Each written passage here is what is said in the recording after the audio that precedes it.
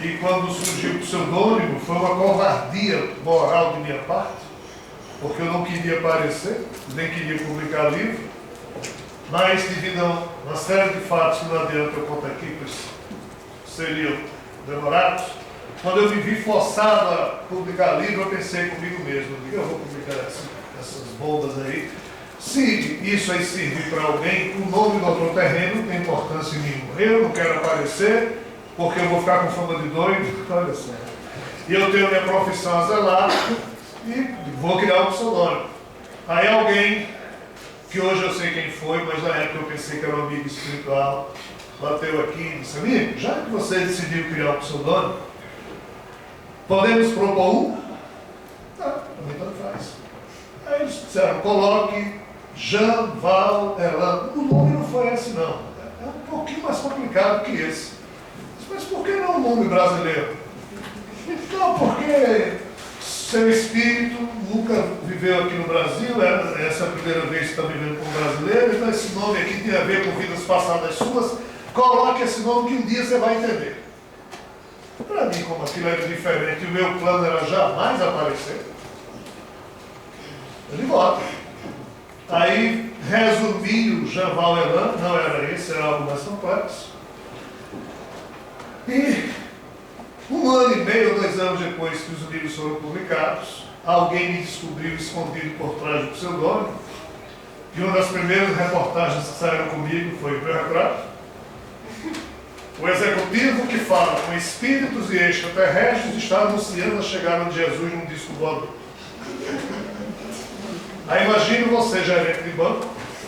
Quem é o doido que ia deixar dinheiro no banco? O gerente fala com espíritos.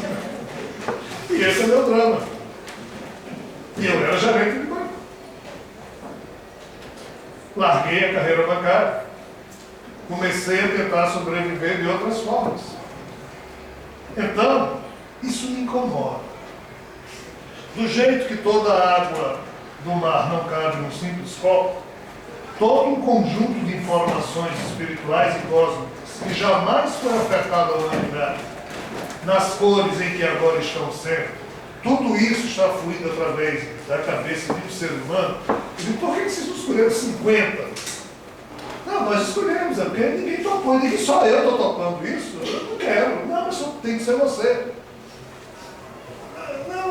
Não, aí eles me mostraram que eles tinham escolhido, e eu fui sabendo que as pessoas foram fugindo, eu tentei fugir também. Sabe um pássaro que quer voar para cá, e vem uma tempestade, e ele joga para lá, e você insiste, então você desiste, não tem mais força e se deixa levar. É o meu caso. Então, eu escrevo sem querer escrever, eu não sei escrever. Aí na hora que eu estou escrevendo, que eu termino de escrever, eu digo: mas não foi bem isso que eles transmitiram.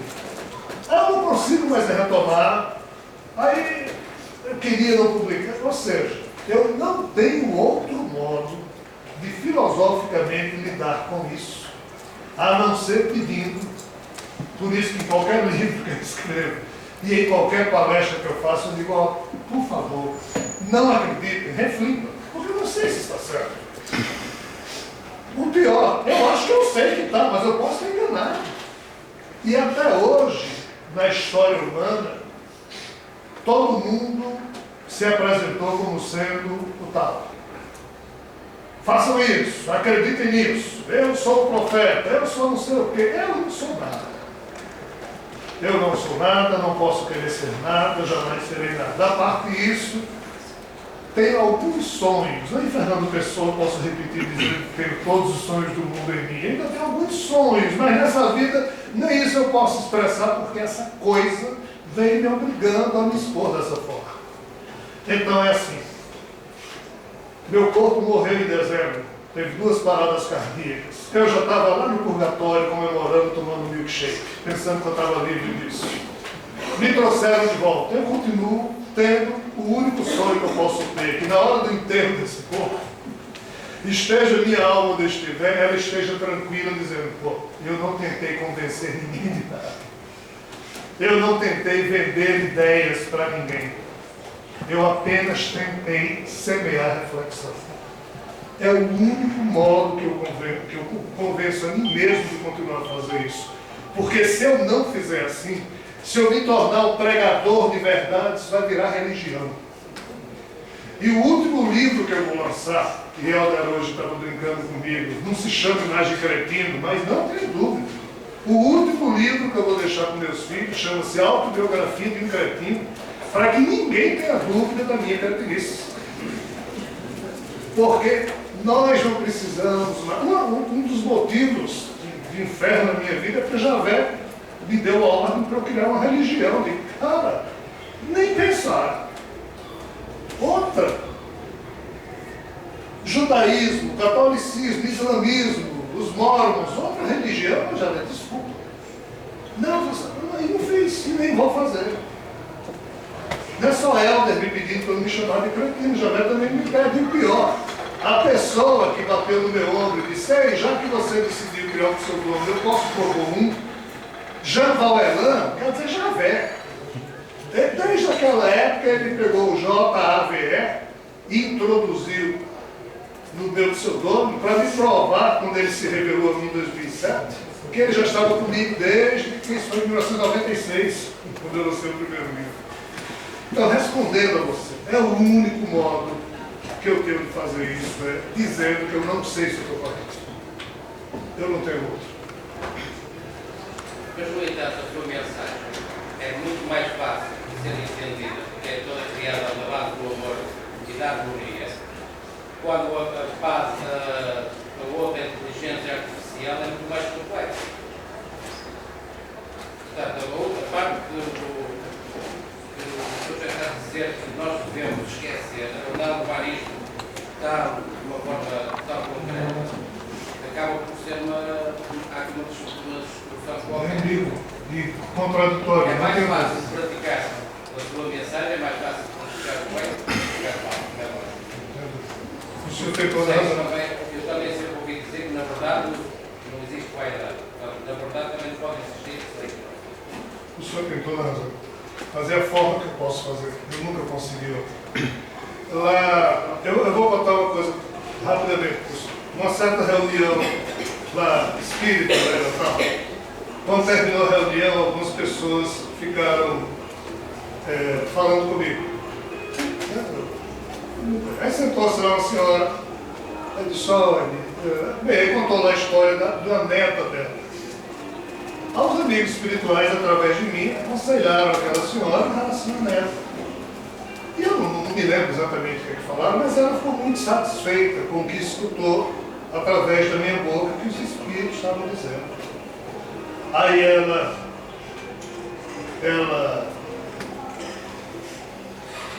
botou a mão dela em cima da minha, estava sentada e ela disse: posso fazer outra pergunta ao senhor? Eu disse: pode.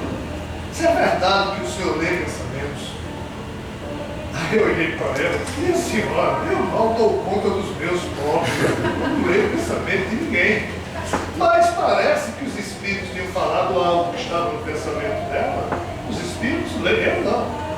Aí, quando eu dei aquela resposta, ela olhou para mim, botou a outra mão em cima e disse: o senhor é o homem mais humilde que eu já conheci. Eu disse: minha senhora, eu não estou dizendo à senhora que eu não leio pensamentos porque eu sou humilde, não. Eu estou dizendo à senhora que eu não leio pensamentos porque eu não leio mesmo. Aí ela não acreditou no que eu disse, levantou-se, me deu um beijo e foi embora. Aí, de repente, começou a surgir história em Natal que eu lia pensamentos. Aí minha mãe, alguns anos depois disso, estava numa reunião, não sei aonde. Aí chegou uma colega dela e disse: é verdade que seu filho é pensamento? Aí minha mãe chegou para mim e disse: filho, posso lhe fazer uma pergunta? Pode, mãe. É verdade que você lê pensamento? Eu disse: mãe, se a senhora... que história é essa? Porque estou dizendo, eu digo: mãe, eu não leio pensamentos, a senhora é minha mãe. Ou seja, a carência humana é tão grande que as pessoas precisam aumentar ou criar. E eu vou na mão contrária disso. Eu digo: eu sou um cretino, eu não sei se eu estou certo. Porque ao longo de toda a história da humanidade, todo mundo sempre esteve certo e deu no que deu. Surgiram religiões, crença, fé. E nós não precisamos de mais religiões na Terra, não precisamos de salvadores, nós precisamos é que cada ser humano desperte o seu potencial amoroso, e isso só vai na base da reflexão interna, é de dentro para fora, não é de fora para dentro. Tipo, eu vou lhe dar um passe e a partir de agora você vai saber. Não funciona mais assim. Eu não me consigo aceitar enquanto agente de um processo que estaria tentando convencer alguém de alguma coisa. Então eu prefiro estragar. Nenhuma editora me queria por isso. Porque dizia, Rogério, como é que alguém vai comprar um livro cujo autor está dizendo que não acredite nele? Eu digo, amigo, pois que seja, mas eu não sei fazer isso de outra forma. Posso? Então, em primeiro lugar, queria te agradecer por você ter vindo aqui a Portugal, te dizer que te amo muito, é uma oportunidade fantástica para eu te falar isso. E depois, em vez da minha pergunta ser feita para atrapalhar mais essas confusões que tem aí, queria que você falasse um pouco de reforma íntima, como a pessoa pode se encontrar interiormente. Acho que isso é um aspecto que todos, neste momento atual, eu sinto mais que as pessoas devem fazer. E que melhor pessoa para falar sobre isso, se não você? Uma reforma íntima de como as pessoas se podem encontrar o seu verdadeiro eu real. Então é isso que eu te queria perguntar. Obrigado. O que Helder pergunta é a preocupação e o esforço. É tudo que existe de preocupação e esforço da parte da espiritualidade superior. Que cada um de nós promova o progresso do seu próprio melhoramento pessoal. E não há como isso ser feito sem que haja um processo de reforma íntima em andamento. Por quê? Pelo que eu penso, isso é só uma opinião minha, não é dos espíritos, mas acho que eles concordam, sei lá se já foram eles que me levaram a pensar isso, nós vivemos na era do conhecimento e da espiritualização. A humanidade passou por muitas eras. A era da agricultura, a era da Revolução Industrial, a era da informática, a era disso e daquilo. A era que nós vivemos agora é a era do conhecimento e da espiritualização. As pessoas não mais precisam acreditar, não mais precisam ter fé. Por quê? Porque essas coisas todas que vão ocorrer vai deixar tudo que é médium, papa, pastor, tudo desempregado. Por quê? Porque a Terra não precisa de mais religiões. As religiões é que deveriam ter promovido para que seus fiéis praticassem a reforma íntima. Mas elas nunca deram exemplo desse processo. Quando Jesus chamava de sepulcros caiados as autoridades religiosas do seu tempo, que aconselhavam e exigiam que os outros tivessem um comportamento tal, mas eles mesmos não davam exemplo disso, ou seja, pareciam ser belos por fora, mas por dentro eram cheios de podridão. Esse é o drama. As religiões falharam, elas chegaram ao ponto de fazer com que seus fiéis matassem em nome de Jesus, matassem em nome de Alá. Ou seja, a reforma íntima nunca aconteceu no âmbito de algumas religiões. Porém, as religiões não são um mal em si. O problema é que nós, seres humanos, fomos e somos incompetentes na prática da nossa religião de preferência. Eu sempre converso com minha mãe, ela é católica. Digo, mãe, seja a católica mais bela que você puder ser. Qualquer um que tem uma religião, viva a sua religião da forma mais bela que puder. Pois que todos os caminhos levam ao Pai e Mãe amantíssimo. Mas sem reforma íntima, não tem ninguém que chegue em canto algum. Nós somos espíritos estacionados há milênios numa mesmice, exatamente pela nossa incapacidade de amar. E o amor é um produto básico, natural, da reforma íntima. E como fazer a reforma íntima? Como é que isso funciona? Não há outra alternativa. É substituindo os pensamentos complicados por pensamentos mais elaborados, os sentimentos complicados por sentimentos. Mas como é que se faz isso? Isso é possível? É. Lembrem-se da palavra-chave. C-H-A. C. As circunstâncias da vida, dentro dessa matrix, que vão acontecendo conosco, despertam o H, que é o quê? A herança espiritual que cada um de nós traz de vidas passadas. Até aqui o processo é inexorável. Vocês vão ver já já o porquê. Aí quando essa herança espiritual aflora em nós, de acordo com a circunstância da vida que a gente está vivendo, a nossa atitude vai depender do A, da atitude da consciência. Como assim? Eu estou aqui, aí olho para alguém, aí alguém está com um carro, aí eu olho para aquele carro, circunstância da vida, aí acho aquele carro muito bonito. O fato de achar aquele carro muito bonito pode ser só uma circunstância que fez com que eu achasse o carro de alguém bonito. Mas se a minha herança espiritual, se nas vidas passadas eu fui alguém invejoso, eu além de achar o carro de alguém bonito, eu vou ficar morrendo de inveja porque não tenho um carro daquele. Até aí é inevitável, ou seja, uma circunstância causa em mim uma reação que vai depender da minha bagagem espiritual. Mas por enquanto isso tudo está ocorrendo na minha intimidade. Ninguém notou que eu fiquei com inveja.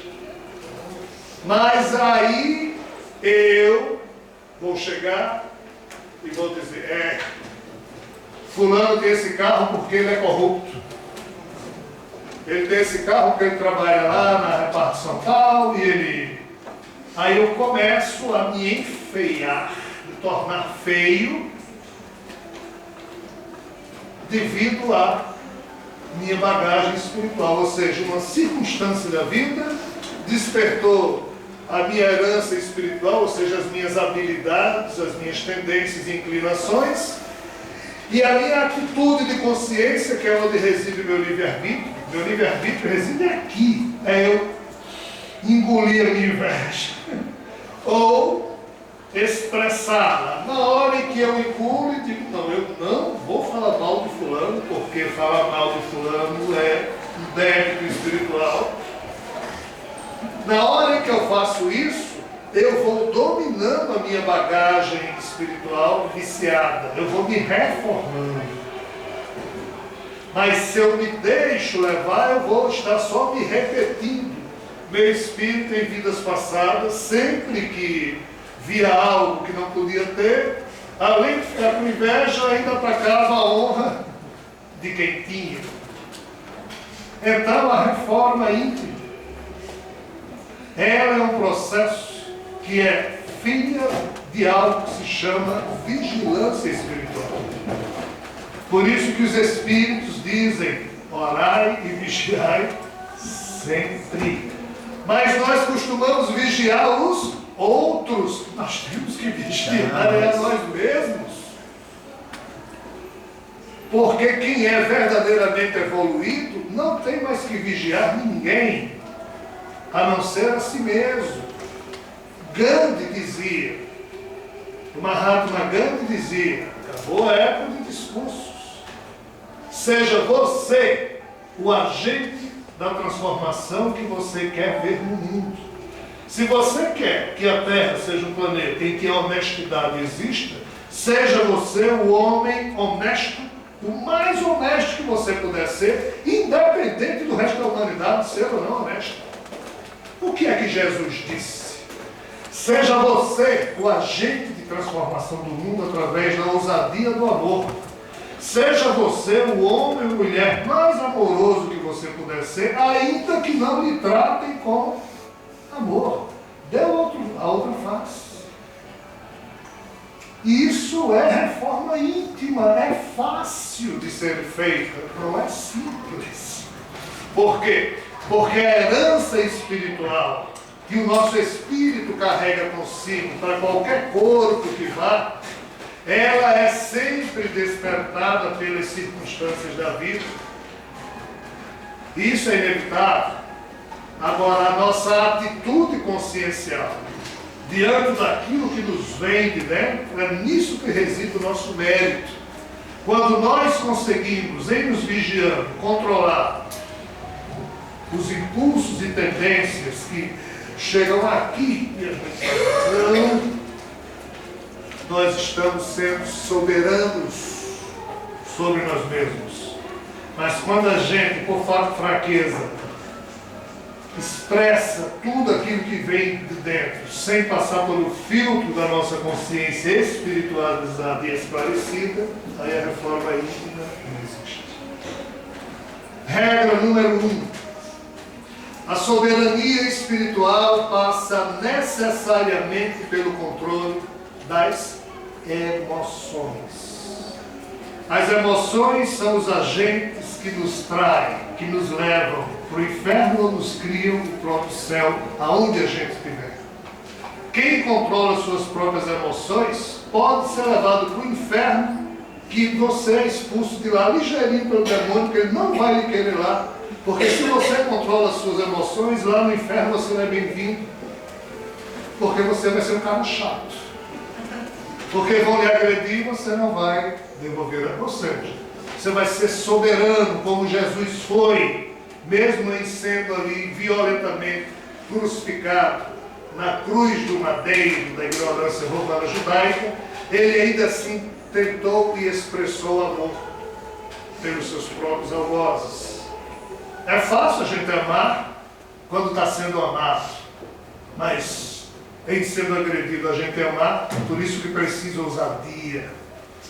Então, reforma íntima é um processo para gente adulta, para gente que espiritualmente já chegou na maioridade espiritual, na maturidade emocional de saber que não é mais hora de ficar exigindo que os outros sejam bonitos, charmosos, decentes, honestos. Eu é que tenho que ser isso. E dar meu exemplo para o mundo. Se meu exemplo servir para alguém, bem, se não, fiz a minha parte e vou lá para o purgatório tomar meu milkshake, celebrando o meu esforço que eu fiz na vida. Se alguém vai aplaudir ou não, mas reforma íntima é isso, é um processo simples. Começa pela vigilância pessoal. É assim, ó. Todo mundo quer saber, quem eu fui em vidas passadas. Será que eu fui um rei? Será que meu nome era Adolfo? Será que eu fui rainha? Será que... Tudo bem, é uma curiosidade natural. Agora, saber quem nós fomos em vidas passadas é difícil. Mas saber como nós fomos em vidas passadas é facílimo. Basta você pegar uma folha de papel, hoje à noite, façam isso. Antes de dormir, peguem uma folha pequena. Pequena por quê? Porque se for grande é complicado. Pequenininha. Aí diga, eu vou anotar três coisas que me incomodam em mim mesmo. Duas. Eu vou anotar hoje à noite 2 coisas que eu noto, que eu faço e incomoda a mim mesmo. Basta 2. Se você conseguir descobrir essas 2 coisas e anotá-las, pode ter certeza que nas últimas 50 vidas você tinha essa oportunidade. Mesmo você tendo sido rei, rainha, porque os nossos espíritos são os mesmíssimos atores e personagens, independente da máscara e da função que a gente tem na vida. Se você conseguir anotar uma coisa que lhe incomoda, e até o último dia dessa vida você tentar se melhorar naquilo, isso é reforma íntima em grau superior. Façam isso. Eu fiz. Comecei a fazer isso porque um amigo espiritual, Teodoro, começou a me dizer: meu filho, a única coisa que a gente carrega daí para cá é o amor que a gente amealha no próprio coração. O resto. Aí eu fazia: mas só isso? Eu dizia: você quer mais, cara? Tem que amealhar amor. Mas e se eu pudesse fazer mais que isso? Aí ele não quis me dizer que eu não estava fazendo aquilo, né? Que os espíritos são elegantes. Tá bom. Já partindo do pressuposto que você está amealhando amor, então tente descobrir um defeitozinho seu, um só um, só um. E tente se melhorar nele até o fim da vida. Aí eles me deixaram sozinho, né? Aí eu me sentei de noite e digo: eu vou descobrir 10 defeitos. Papel, caneta. Cadê eu descobrir meus defeitos? Eu disse: cara, cadê meus defeitos?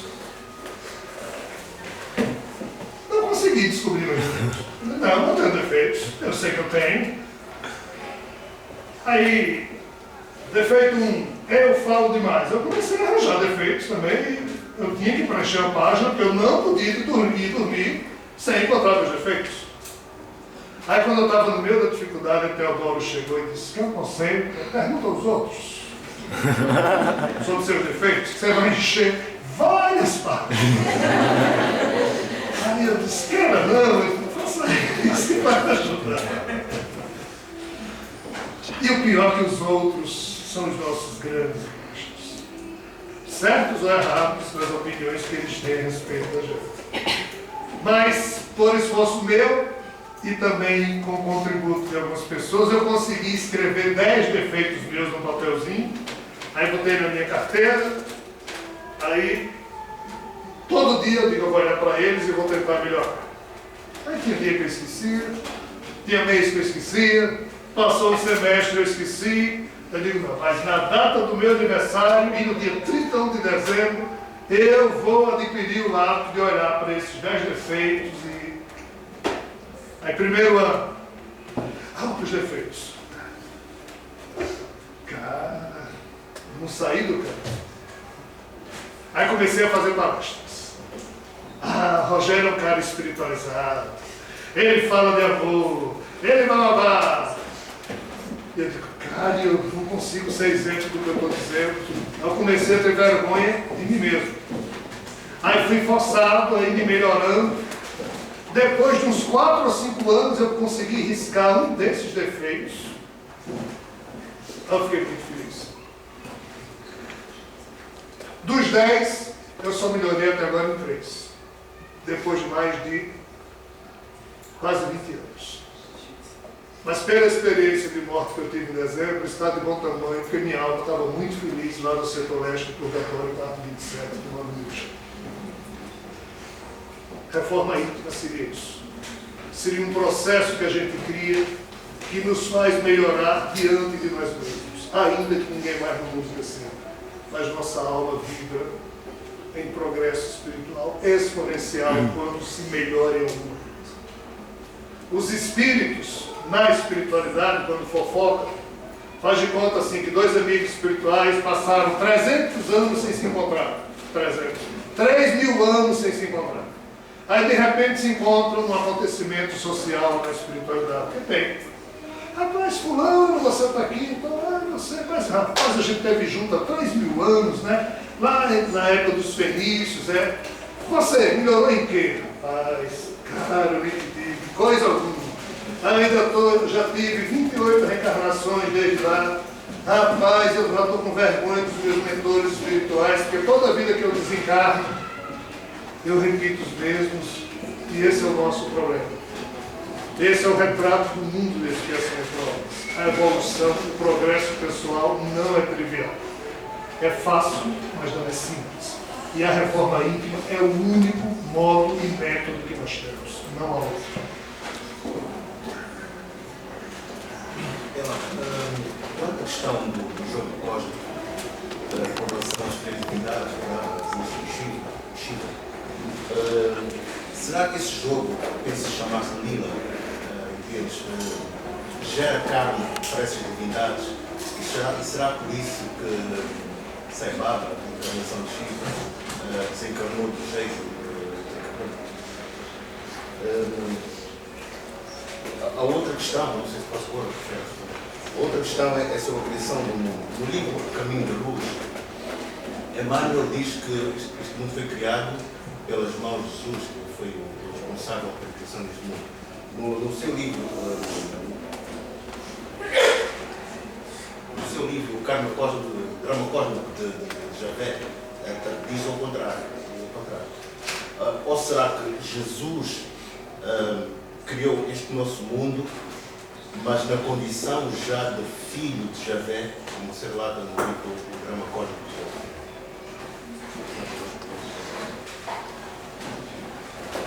Eu não sei se todos compreenderam as perguntas que o nosso irmão fez, mas eu vou tentar explanar de novo, tal que quem não compreendeu atente para o assunto que está sendo tratado.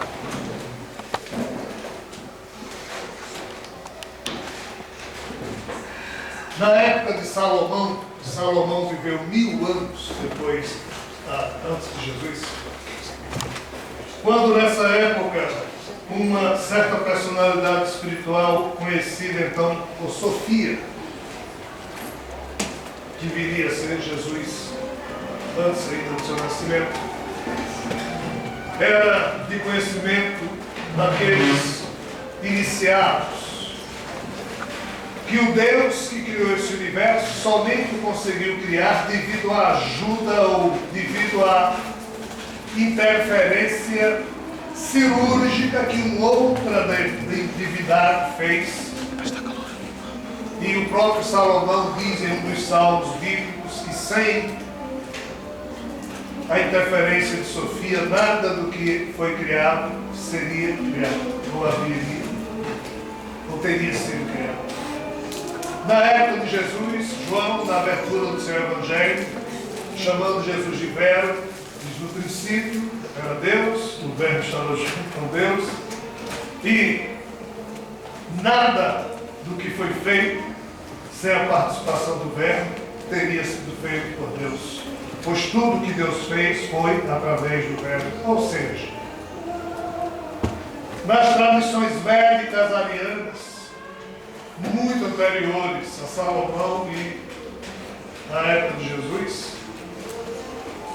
nos Upanishads hindus, nos Puranas, que interpretam os Vedas, lá também existe um conjunto de registros que falam da disputa entre as três divindades que o nosso irmão se referiu, os três deuses principais da Trindade hindu, a chamada Trimurti, Brahma, Vishnu e Shiva, em que Brahma teria sido, de fato, a força criadora desse universo. Mas, como ele o fez com imperfeição,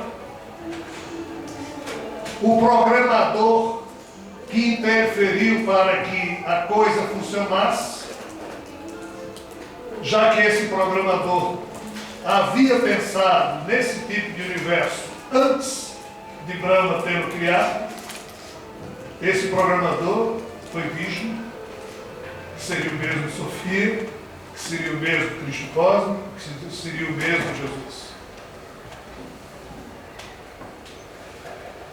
Como o universo foi criado de modo imperfeito, e mesmo com a interferência do Verbo ou do programador Vishnu, muita coisa de imperfeita passou a existir, e uma outra divindade foi para o sacrifício para começar a destruir aquelas coisas cujo grau de imperfeição impediriam o progresso do desenvolvimento do universo. Então Shiva começou a destruir. Por isso que Brahma é o criador, Vishnu é o preservador e Shiva é o destruidor. Nos moldes da teologia ariana hindu, porque sem Shiva destruindo o que estava sendo criado em grau superlativo de imperfeição por Brahma, o universo não teria jeito, ainda com a interferência de Vishnu. Há uma história dos Vedas, traduzidas nas páginas dos Puranas e Upanishads, em que Brahma começou a criar seres a partir dele mesmo, mas a confusão que gerou com a criação de todos esses seres foi de tal ponto que um desses seres, que era Shiva, agrediu Brahma, impedindo-o de continuar a criar seres a partir dele mesmo. Então Brahma não gostou da agressão que recebeu de Shiva. E não há registro nas histórias arianas de brigas entre Brahma e Vishnu. Todas as brigas são entre Brahma e Shiva.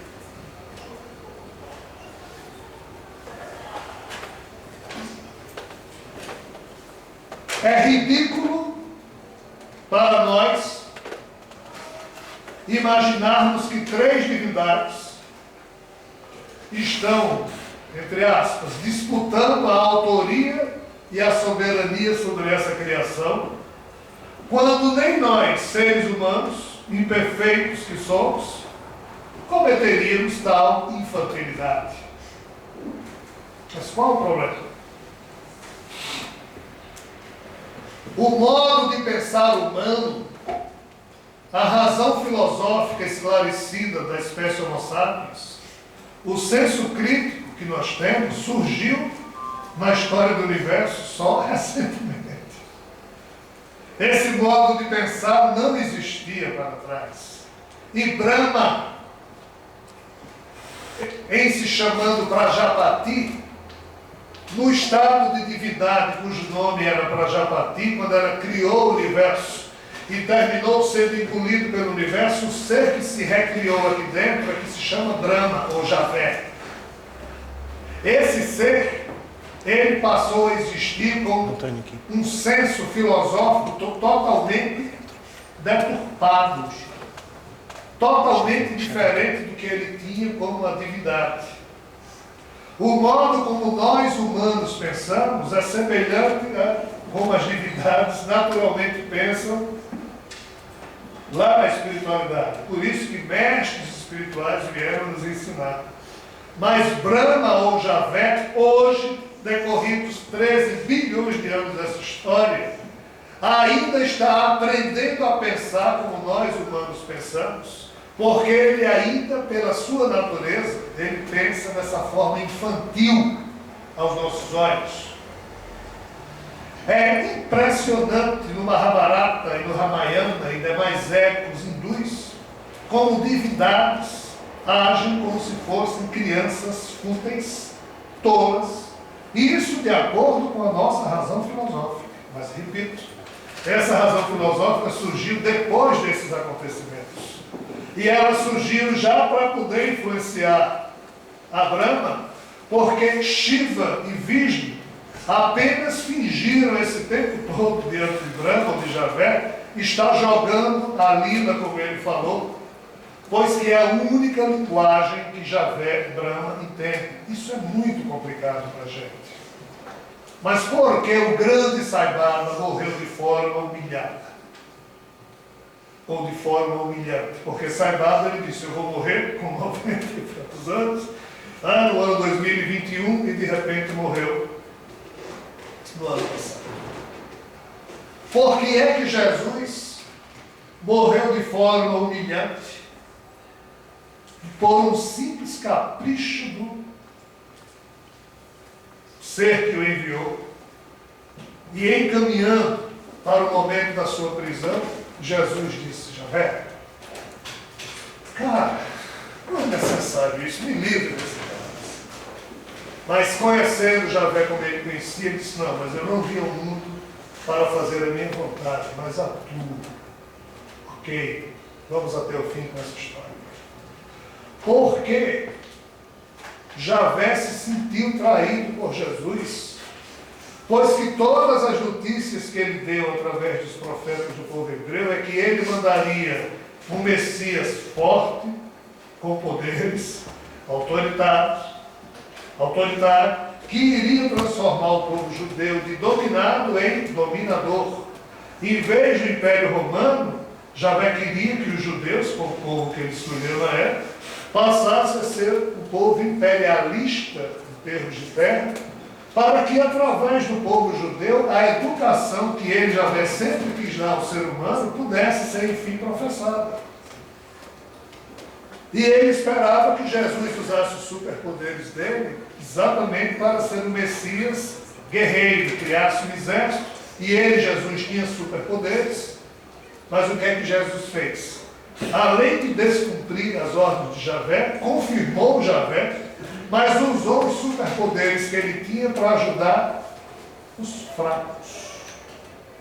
Curou cegos, leprosos. Desculpem o que eu vou falar.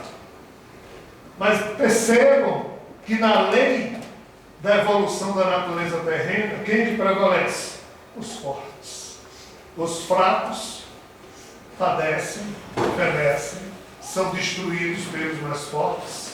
Porque na luta desesperada de Javé de sobreviver, só os mais fortes a ele interessam. Por isso que o império do mais forte está escrito no nosso DNA.